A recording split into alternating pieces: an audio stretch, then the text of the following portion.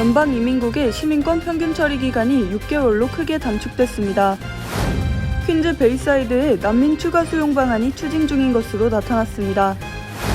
앤디 김 의원이 세 차례 연속 머피 후보를 꺾고 유리한 고지를 선점했습니다.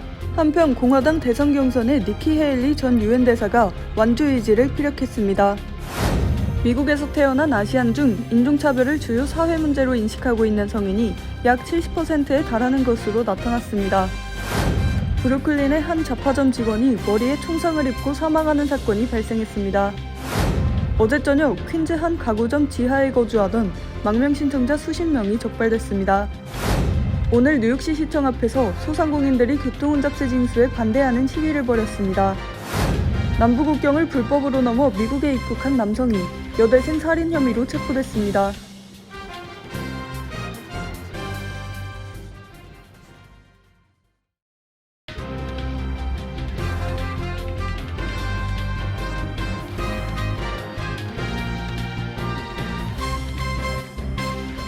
여러분 안녕하십니까? KBTV 뉴스9 이창원입니다. 지난해 연방이민국의 시민권 평균 처리 시간이 빠르면 6개월로 단축돼 신청자들의 대기 시간이 크게 줄었습니다. 이민 당국의 이민 서류 처리 적재 현상이 크게 개선된 데 따른 것인데요. 뿐만 아니라 근로자와 고용주를 위한 취업 기반 이민 비자 발급도 개선된 것으로 나타나 한인 등 이민 신청자들에게는 희소식이 되고 있습니다. 전상 기자가 전해드립니다. 최근 연방이민서비스국이 발표한 2023 회계년도 이민서류 처리 현황에 따르면 지난 한 해 1,090만 건의 서류를 접수했으며 계류 중이던 1,000만 건 이상의 심사를 완료했습니다. 이를 통해 10년 만에 처음으로 전체 적체량을 15%가량 줄였습니다. 특히 빨라진 분야는 시민권 신청 평균 처리 시간으로 지난해 12,000명의 군인을 포함해 87만 8,500명에게 시민권을 허가했습니다.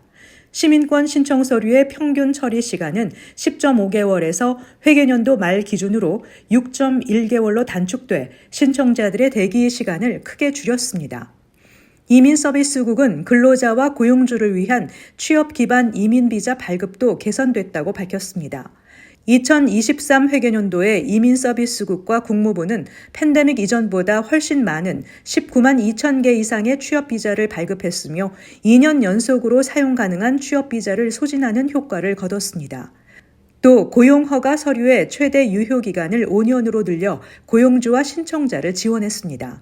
이와 함께 10만 명이 넘는 난민 신청자를 인터뷰했고 6만 명 이상의 난민에게 미국 체류를 허가한 것으로 집계됐는데 이는 이전 회계년도에 완료한 난민 신청 처리 건수의 2배 이상입니다.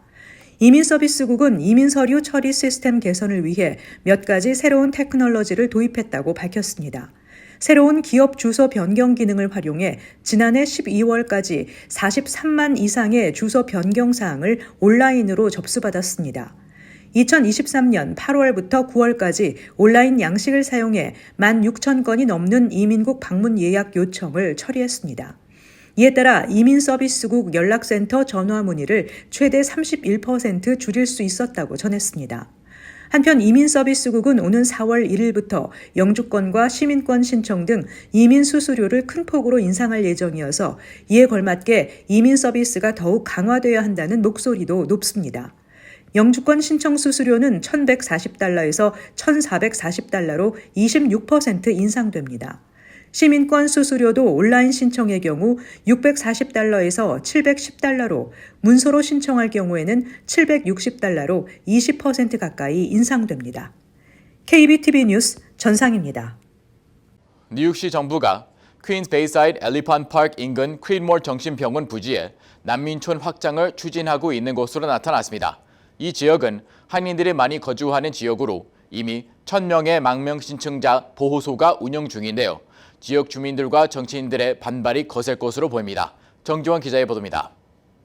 뉴욕시 비상대응 및 구호센터가 퀸즈 베이사이드 엘리펀트 파크 인근 크리드모어 정신병원 인근 부지에 난민 추가 수용 방안을 추진하는 데 대해 린다리 시의원을 비롯한 이 지역 선출직 의원들과 주민들은 집회를 열고 이에 반발하는 목소리를 높였습니다.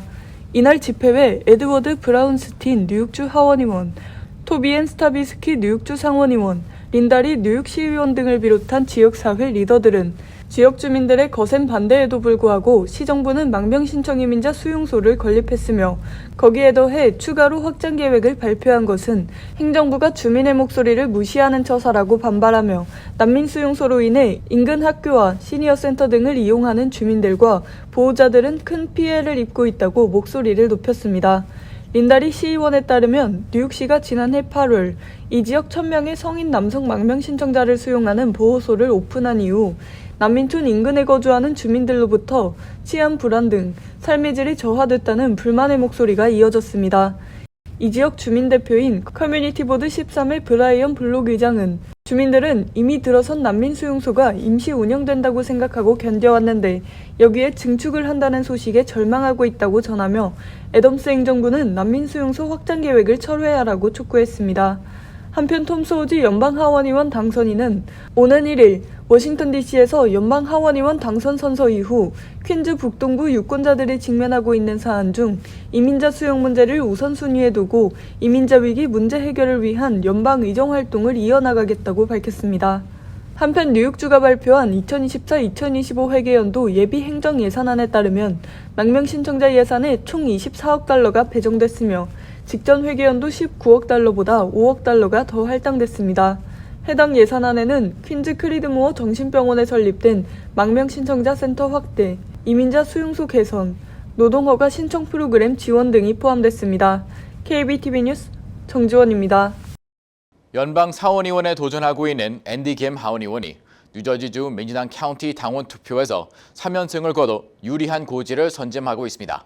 김 의원의 이번 승리는 뉴저지에서 카운티 라인을 확보한 것이라는 분석입니다. 전상 기자가 전합니다. 김 의원은 뉴저지 헌터돈 카운티에서 실시된 당원 투표에서 120표를 얻어 64표에 그친 필 머피 뉴저지 주지사의 부인 태미 머피 후보에게 승리했습니다.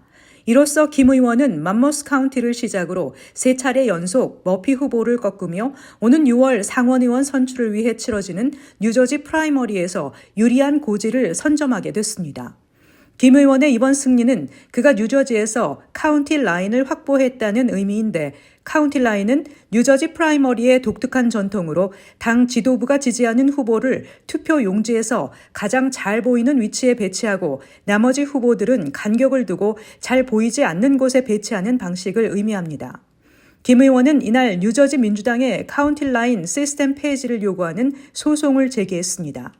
김 의원은 3곳의 카운티 선거에서 모두 이기면서 이곳의 카운티 라인은 확보했지만 문제는 머피 후보가 배우자인 머피 주지사의 입김으로 다른 카운티에서 카운티 라인을 차지하는 수혜자가 될 가능성이 있다는 것입니다. 머피 후보는 뉴저지주 카운티 중 이미 에섹스, 버겐, 미들섹스, 허드슨, 캠든, 서머셋, 패세익 등 7개 카운티 민주당 의장으로부터 지지를 받았습니다. 한편 공화당 대선 경선에서 연전 연패한 니키 헤일리 전 유엔 대사가 완주 의지를 피력했습니다. 캠프 홈페이지 등에 따르면 헤일리 전 대사는 친정 사우스캐롤라이나 프라이머리에서 패배하고 이틀이 지난 후 미네소타 미네폴리스에서 공화당 경선을 위한 유세 일정을 소화했습니다. 그는 유세 후 X에 이것은 미국의 영혼을 위한 싸움이라며 공화당이 본선에서 승리할 수 없는 후보를 내세운다면 미국을 구할 수 없다라고 밝혔습니다. 헤일리 전 대사는 올해 대선을 앞두고 당내 경선에서 유일하게 도널드 트럼프 전 대통령에게 맞서 싸우고 있습니다.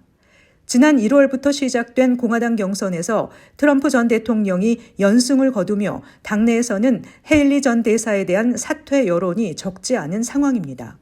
무려 5연패를 기록한 헤일리 전 대사가 경선을 완주할 수 있을까에 대해서는 녹록지 않다는 게 대체적인 시각입니다.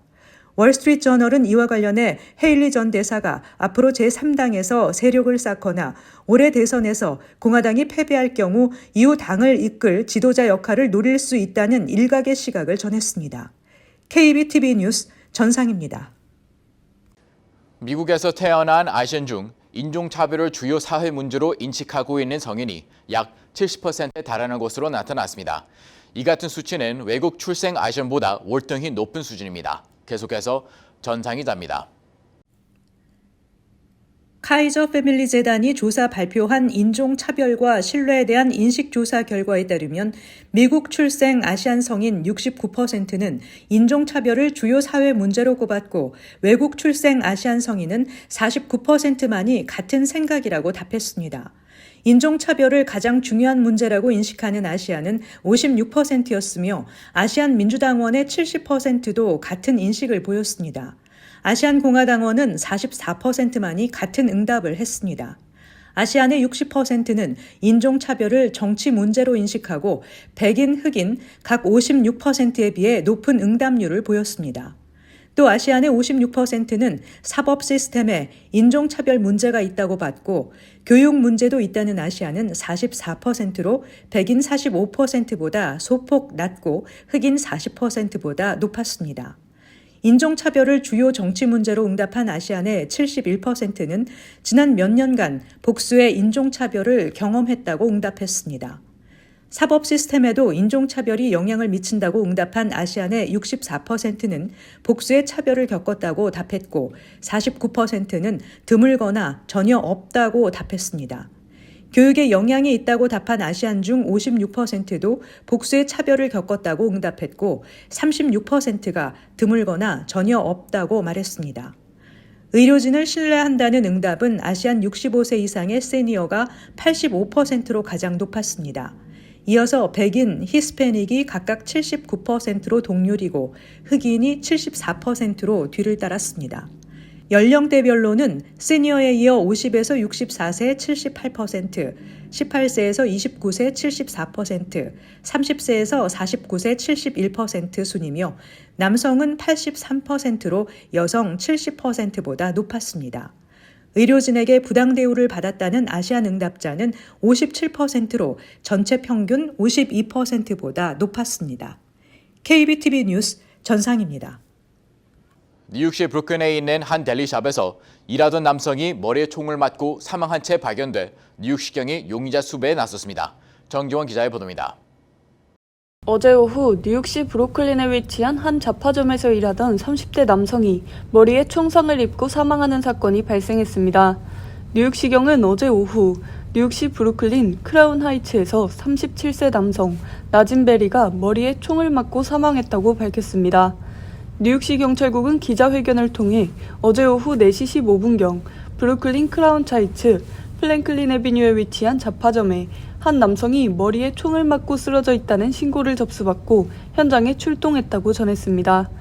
피해 남성은 인근 킹스 카운티에 위치한 헬스 앤 하스피탈로 이송됐지만 사망 판정을 받았습니다. 현재 뉴욕시경은 델리샵에서 일해온 37세 피해 남성에게 누군가 무료로 시가를 달라고 요구했으며 피해 남성이 이를 거부하자 총을 꺼내와 쏜 것으로 추정하고 있습니다. 사망한 남성의 모친은 언론사 인터뷰를 통해 아들에게 블랙앤마일드 시가를 무상으로 달라는 요구를 거절하자 가해자가 아들에게 총을 쐈다고 전해들었다며 거절감을 참지 못하고 상점을 떠났다가 이내 총을 들고 들어와 범행을 저지른 것으로 전해들었다고 말했습니다. 피해 남성은 그동안 델리 인근에서 할머니와 지내왔으며 해당 잡화점에 수년간 일해왔던 것으로 파악됩니다. 사망한 남성의 모친은 아들이 단 한 번도 범죄나 문제에 연루된 적이 없었다며 그저 할머니와 함께 지내며 성실하게 일해온 인물이라고 말했습니다. 이어 아들이 이전에도 수차례 사람들이 상점에 들어와서 무료로 물건을 달라고 하는 것들이 힘들다는 이야기를 토로한 적이 있다고 전했습니다. 뉴욕시경은 용의자를 목격했거나 행방을 아는 시민들의 제보 연락을 당부했습니다. KBTV 뉴스 정지원입니다. 어젯밤 뉴욕시 빌딩 인스펙션 과정에서 가구점 지하에서 수십 명의 불법 이민자가 무더기로 발견됐습니다. 김문지 기자의 보도입니다. 어제 저녁 퀸즈 리버티 애비뉴에 위치한 한 가구점 지하에서 서아프리카 출신의 망명 신청자 수십 명이 거주하고 있는 것이 적발됐습니다. 뉴욕시 빌딩국 검사관들은 매장 지하에서 40개 이상의 침대를 발견했으며 수십 명의 망명 신청자 무리를 브롱스에 있는 망명자 보호시설로 보냈습니다. 가구점 주인은 자신이 망명 신청자들의 거주를 도와온 정황에 대해 인정했습니다. 점주는 그들이 망명 신청자 보호소에 들어가도 30일 거주 제한이 있기 때문에 곧 쫓겨날 처지에 놓인 것이 안타까워 이들을 도왔다고 말했습니다. 가구점 주인은 망명 신청자들에게 체류비 등 일체의 금전적인 요구도 하지 않았으며 단순히 인도주의적인 차원에서 이들의 처지를 안타깝게 생각해 도왔던 것이라고 말했습니다. 가구점 주인은 망명 신청자 무리가 자신의 상점 지하에서 생활했던 것이 매우 안전했다고 말했지만 이웃 주민들의 생각은 그와 달랐습니다. 화재안전검사관은 어제 저녁 민원전화 312를 통해 지속적으로 접수된 소음 및 혼잡 등에 대한 불만사항 조사를 위해 현장에 출동했던 것으로 파악됩니다. 뉴욕시 행정부는 망명 신청자들에 대한 등록이나 신분 확인 절차도 없이 불법적으로 주거를 돕는 것은 엄연히 불법이라며 뉴욕시 빌딩국과 뉴욕시 소방국은 불법적인 주거 행태에 대한 강력하고 적절한 조치를 취할 것이라고 밝혔습니다. KBTV 뉴스 김은지입니다. 오늘 뉴욕시 맨하튼에서 교통 혼잡세에 반발하는 소상공인들의 집단 시위가 이어졌습니다. 이들은 기존의 소송을 확대해 50여 명의 원고가 추가로 소장에 이름을 올렸다고 밝혔습니다. 보도에 정지호 기자입니다. 오늘 뉴욕시 시청 앞에서 소상공인들이 맨해튼 교통 혼잡세 징수에 제동을 걸기 위한 시위를 벌였습니다. 메트로폴리탄 교통공사는 맨해튼 60스트릿 남단으로 진입하는 차량에 대해 이지패스 사용 차량 $15, 이지패스를 사용하지 않는 차량에 $22.5의 요금을 징수하는 계획으로 올 봄부터 시행할 계획입니다. 하지만 이에 반대하는 뉴욕시 소상공인들과 선출직 공무원들이 오늘 시청 앞에 모여 집단 소송을 더 확대할 계획이라고 밝혔습니다. 이들은 기존의 소송을 수정해 환경 및 경제적 영향력에 대한 정확한 연구 결과를 요구하는 약 50명의 원고가 추가로 이름을 올렸습니다. 이 자리에서 소상공인들은 MTA가 시행하려는 교통혼잡세 징수로 인해 타주에서 맨해튼을 방문하는 고객의 수가 줄어들 뿐 아니라 이로 인한 수익 감소로 직원 규모를 줄일 수밖에 없을 것이라며 고통 분담은 고스란히 업주의 몫으로 이어질 것이라고 지적했습니다.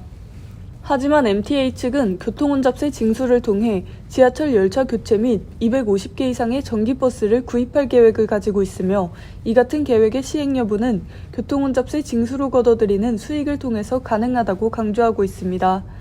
MTA는 현재 60일에 걸친 공개의견 수렴 기간을 통해 시민들의 의견을 접수받고 있으며 2월 29일 목요일과 3월 1일 금요일, 3월 4일 월요일 오전 10시, 그리고 저녁 6시 이렇게 총 4차례에 걸쳐 공청회를 개최할 예정입니다.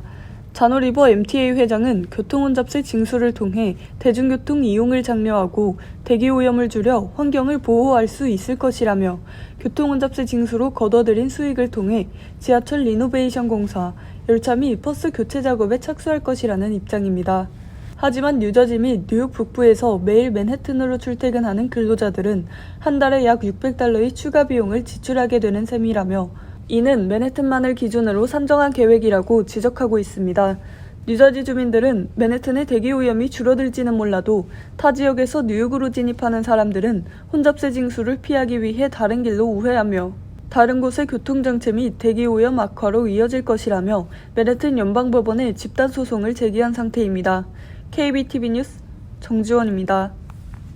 남북 국경을 통한 불법 이민자 유입 문제가 11월 대선의 쟁점으로 부상한 가운데 불법 입국 후 미국에 정착한 중남미 남성이 여대생을 살인한 혐의로 체포된 사건이 발생했습니다.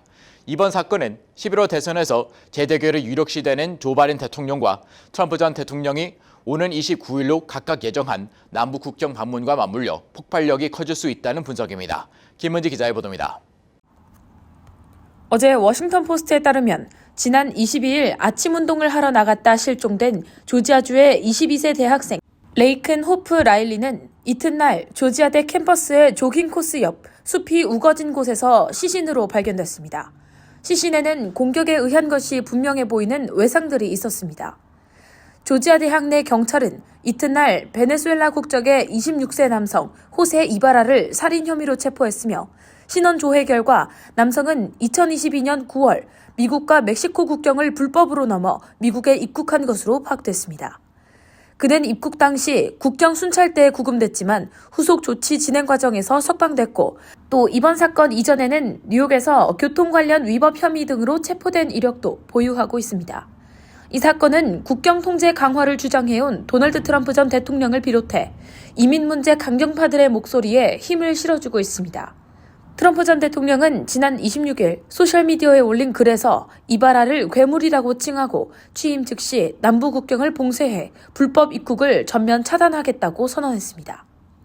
또 공화당의 브라이언 캠프 조지아 주지사 역시 그저 분노한다며 이는 우리가 수년간 이야기해온 구멍 뚫린 국경에 대한 것이라고 지적했습니다. 같은 날 백악관은 희생자 유족에게 위로의 메시지를 보내며 유죄로 입증되면 법이 허용하는 최대 한도의 책임을 져야 한다고 성명을 통해 밝혔습니다. 오는 29일 바이든 대통령은 멕시코만 인근 텍사스주 브라운스빌을, 트럼프 전 대통령은 같은 주의 이글패스를 각각 방문하는데 두 장소 모두 불법 이민자 유입과 관련해 상징성이 큰 곳이기 때문에 이 사건과 맞물린 시점에서 두 후보가 각각 어떻게 대처할지 관심이 모아지고 있습니다. 재집권 시 초강경 이민 정책을 취할 것임을 밝히고 있는 트럼프에 비해 관대한 이민 정책을 취해온 바이든 대통령은 이민 정책에 대한 민심이 갈수록 흉흉해지면서 재선 가도의 악재로 부상하자 국경 통제 강화 방안을 모색 중입니다. 바이든 대통령은 당초 국경 통제 강화 입법을 시도했지만 이 문제를 대선까지 그대로 끌고 가길 바라는 트럼프 전 대통령의 입김 속에 공화당이 다수당인 하원 통과가 어렵게 됨에 따라 야당의 비협조를 강조하는 한편 의회를 거치지 않는 행정명령을 검토하고 있습니다. KBTV 뉴스 김은지입니다. 지난 22일 발생한 통신장애와 관련해 AT&T가 고객들에게 $5의 크레딧을 제공하겠다고 밝혔습니다. 이날 뉴욕 등 동부에서 오전 3시 30분쯤 시작된 통신장애는 약 7시간 동안 지속됐습니다. 이번 통신장애로 피해를 본 고객은 다음 청구서에 $5의 크레딧이 자동 적용될 전망입니다. 비즈니스, 프리페이드 고객과 AT&T 회선을 이용하는 크리켓 고객에게는 적용되지 않습니다. AT&T는 장애 원인에 대해 네트워크 확장 과정에서 잘못된 프로세스가 적용됐기 때문이라고만 밝혔습니다. 아울러 네트워크가 중단된 시간 동안 데이터 손상 피해는 발생하지 않았다고 전했습니다. 뉴욕시 의회는 소매 절도가 급증하면서 소규모 업체들이 감시 카메라나 패닉 버튼 등과 같은 보안 장치를 추가로 설치할 경우 일부 금액을 시정부가 제공하도록 하는 내용의 법안을 추진합니다. 특히 건물 1층에서 운영하고 있거나 연방정부 기준에 따라 소기업으로 분류되는 소매점은 모두 보안장치 보조금을 받을 수 있도록 한다는 방침입니다. 소형 소매업체들의 경우 1층에 위치해 절도나 강도 위험이 높지만 재정적 문제 때문에 보안장치를 제대로 갖추지 못한다는 점에서 착안했습니다. 퀸즈 한인 밀집 지역에서도 팬데믹 이후 유독 소규모 절도가 급증한 가운데 한인 사업주들에게 큰 도움이 될 것으로 보입니다. 뉴욕 한국문화원이 맨하탄 32가 한인타운 뉴욕 코리아 센터 신청사에서 설날 가족 축제를 개최하고 일반인에게 처음 청사를 공개했습니다. 지난 2009년 3월 신축 부지를 매입한 지 약 15년 만입니다. 전 세계 한류 전파의 허브 역할을 담당할 목적으로 세워진 뉴욕 코리아 센터는 지하 2층, 지상 7층 규모로 196석 규모의 다목적 공연장과 전시장, 정원, 도서 자료실, 부엌, 강의실 등으로 구성됐습니다. 새 청사를 통해 문화원이 방점을 찍은 것은 가족과 어린이입니다. 뉴욕 일원의 공립학교, 한글학교를 대상으로 다음 달 중 견학 프로그램도 개설합니다. 고품질의 견학을 도울 수 있는 영상 전시물을 확보 중입니다. MTA가 교통혼잡세 시행을 앞두고 교통혼잡세 면제와 관련된 2개의 계획을 발표했습니다. 두 계획은 2019년 뉴욕주 법안에 규정된 대로 장애인과 이들의 이동을 돕는 단체가 통행료 면제를 신청할 수 있도록 합니다. 첫 번째, 개인 면제 플랜으로 차량을 등록하거나 지정한 장애인들을 대상으로 교통 혼잡세를 면제해주는 내용을 담고 있습니다. 두 번째는 조직 면제 플랜으로 장애인들의 이동을 돕는 등록된 차량에 한해 공공기관이나 사기관에 대해 교통 혼잡세를 면제할 방침입니다. 교통 혼잡세 면제 신청은 교통 혼잡세 시행 60일 전에 시작될 전망이며 MTA의 검토 후 승인 여부가 결정됩니다. 잠시 후 커뮤니티 브리핑을 전해드립니다.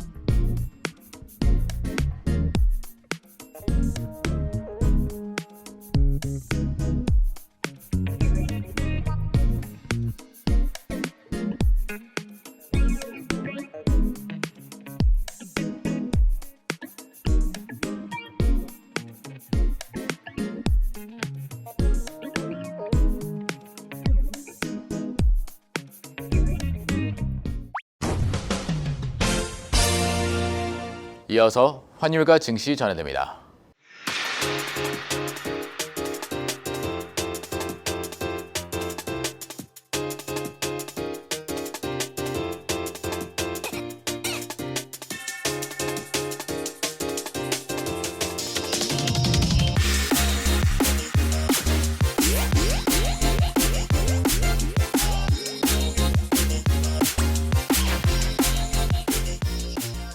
잠시 후 뉴욕과 뉴저지 날씨 전해드립니다.